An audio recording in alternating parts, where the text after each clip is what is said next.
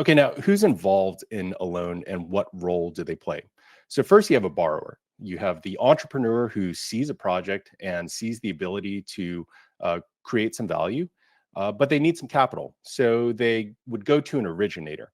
Now, originators are the groups or the lenders that are typically making that extension of credit. So, the decision of what amount that they will lend, what is the interest rate, how many points you have to pay, how long will the loan be outstanding. They make that extension of credit based on your experience, your credit score, and the assets that you have backing the project. Then there's the creditor. So this is where Arrived comes in and the private credit fund.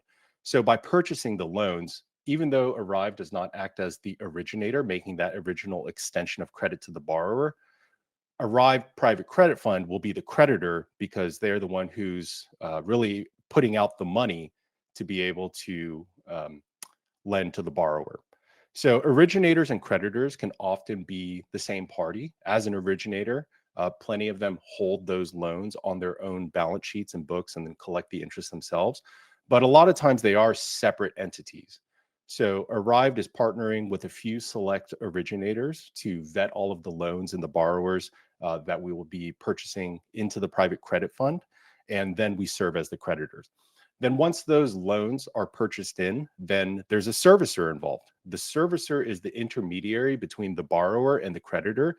So they will collect the payments from the borrower and then distribute it to the creditor. Now, for one loan, seems simple. Why would you need a servicer necessarily? And that's probably fair.